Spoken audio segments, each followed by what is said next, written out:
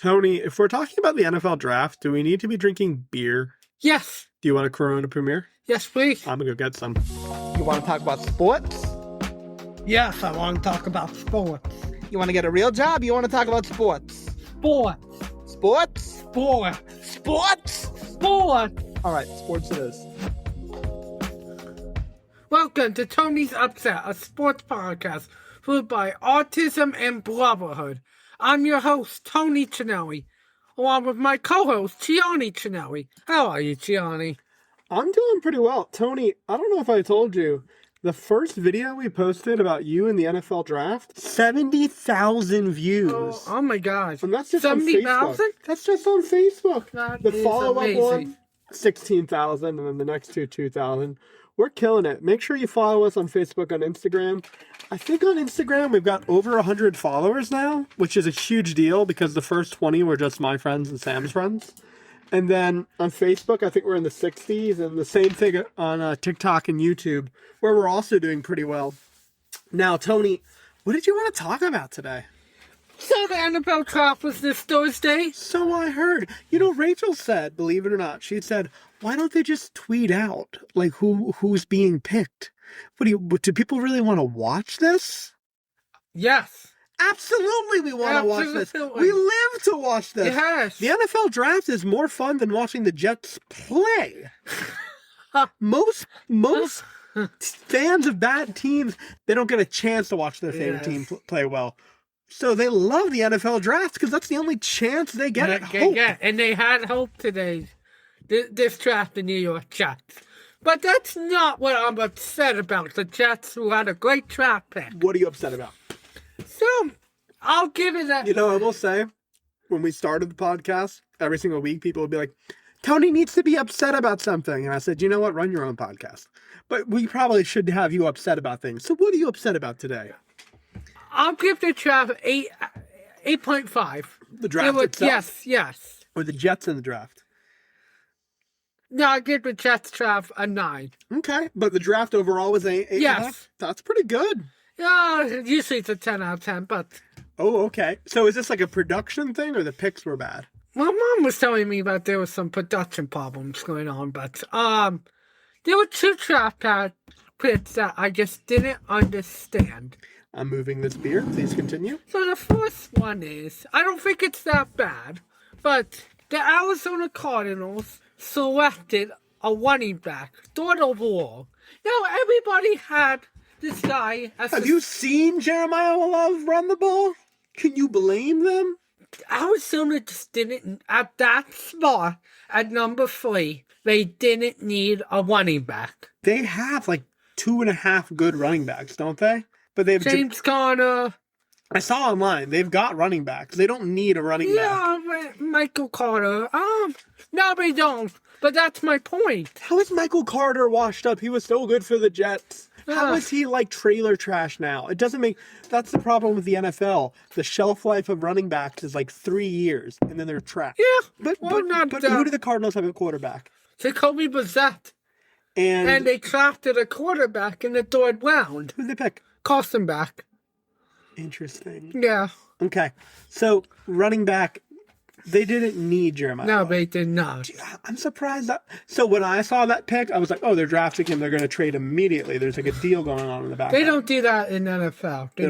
They do that in NBA. Okay, but so in the NFL, they just trade the picks, and then you just draft the guy you want. Yes. It's so weird that they do No, that I in the love NBA. that. Oh, wait, no, I don't want that in NBA. I thought you were talking about NFL. Because it's like weird to think like, hey, we're drafting you. Great. I can't wait to bring my family to this city. No. We're sending you to Indianapolis. Yes. Yeah, it's stupid. Okay.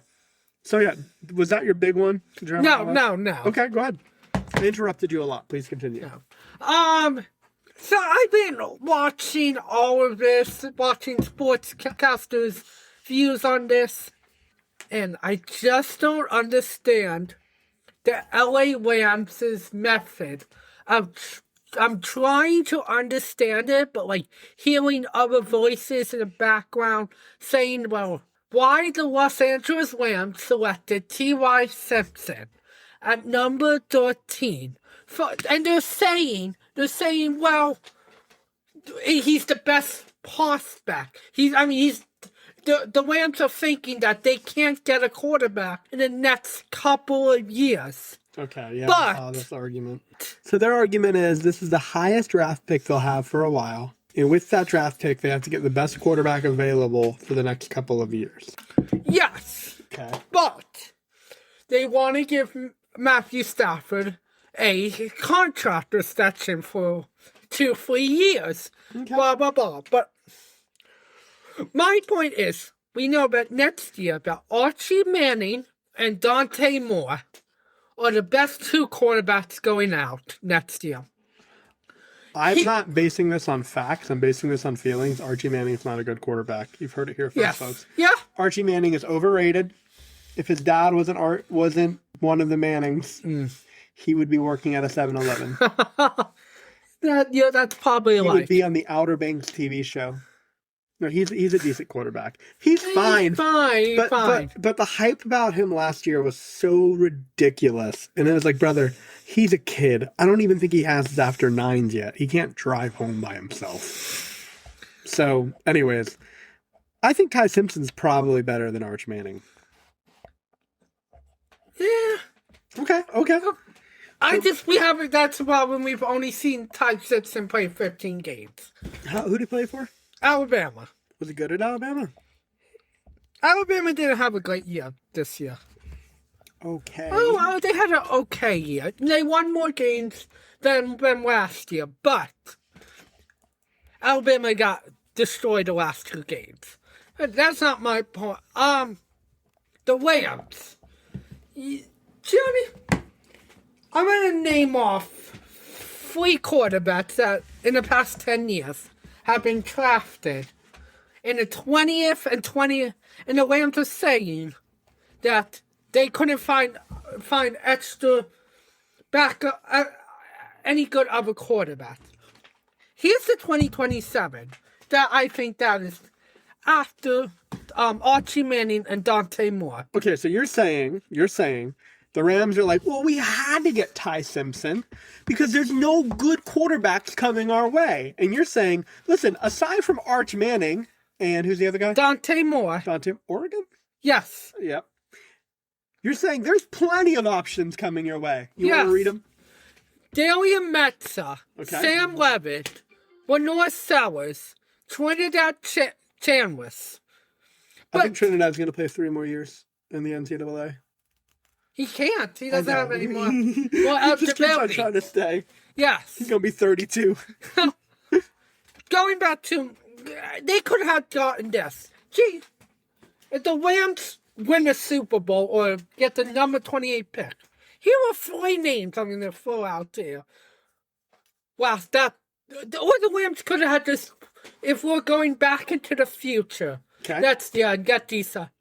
Jackson Dart, who the Giants selected in last year, Okay. 25th overall.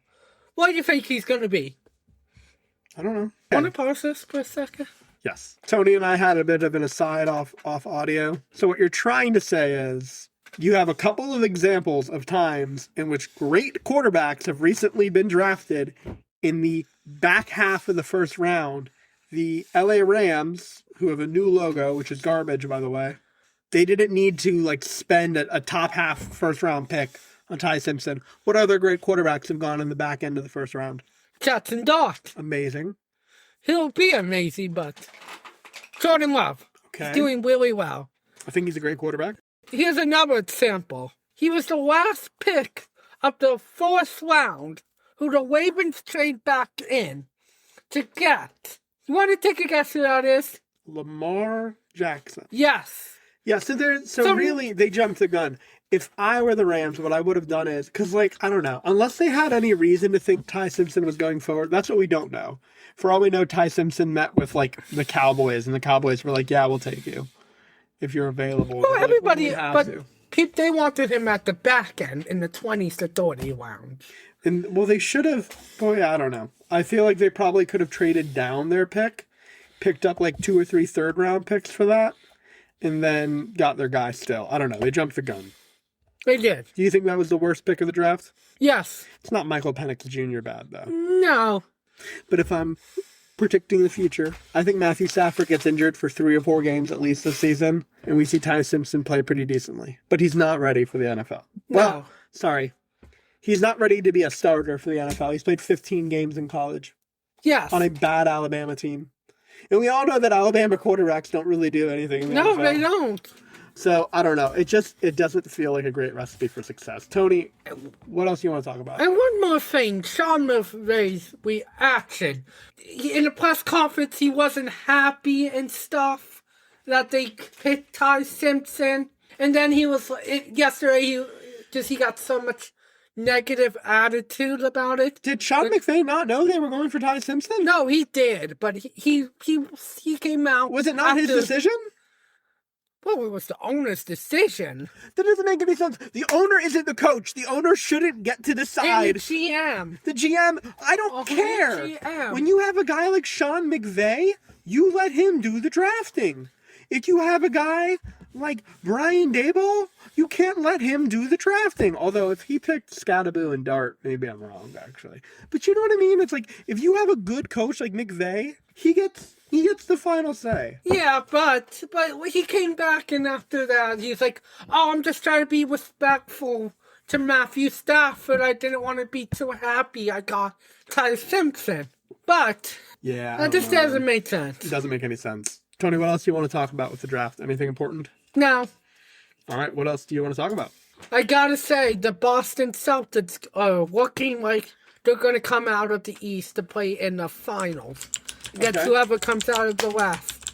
You know, are the Knicks out already? No, but the series is tied against the Atlanta Hawks. The Hawks they're struggling against the Hawks. They always do. They always struggle against the Hawks. Yeah, they do, but they don't have Trae Young. The Detroit Pistons, the number 1 seed, on verge of being eliminated. Oh my god! By the Orlando Magic. I mean, yes. Okay. And the Thunder already knocked out the Suns. Yeah. It was a clean sweep. So, if let's say the Knicks beat the Hawks, is it Knicks versus Celtics to see who goes forward? Yes. Okay, that's the bracket. Oh, look, there's a bracket. That's nice. So that. And then Cleveland, Toronto. Everybody thought Cleveland was going to beat Toronto easily, but they're struggling against Toronto. Mm-hmm. Is it best of 7? Okay. So by the time this releases tomorrow, some of these games will already have been played. Yes. But you're thinking the Celtics are probably going to just march to the finals? Yep. They're good, man. They're a really good team. Okay. Tony, there was a little bit of breaking news today. Do you want to talk about that before we end? Yeah. Okay. So the NCAA tournament, men's and women's, are switching. This is like March Madness, college basketball. Yes, college basketball. They're going to 76 teams. Okay, 76 teams. Let's pretend that I'm an idiot. Just pretend. Just pretend I'm an idiot. I thought it was 64 teams. No. How many teams is it right now? 68. When did that switch happen? Around? Between 2011, 2013, around that time. So, if I'm not mistaken, this year there were like 4 or 5 games that were played, and then the final 64 were determined, right? Yes. And they're going to do that again this upcoming year, I'd imagine? That's what they're going to start with 76 and whittle that down to 64? And then they're going to have the tournament? Or it's all going to be a part of the tournament? It's all going to be part of the tournament. Why do we need more teams? Why do we need more games? I mean, do you want this? Yeah. Is it the more the merrier? Am I wrong? I mean, I knew that this could have been a thing. You know, it's just like in football, they're trying to go to 24. 24? 24 what? Games? No, 24 playoff scenario. Okay. Yeah. But, yeah, this is just breaking news, and I just haven't had time to process this. Well, what do you think? Let's pretend that you sat down with a bourbon and thought about this for an hour. What do you think so far? Initial impression?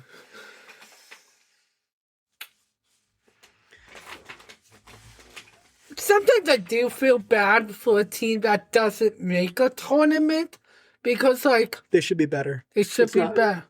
I'm just being silly. I feel bad for them too. I feel bad for NC State. I wanted them in the tournament this year. Well, they won, but they lost early.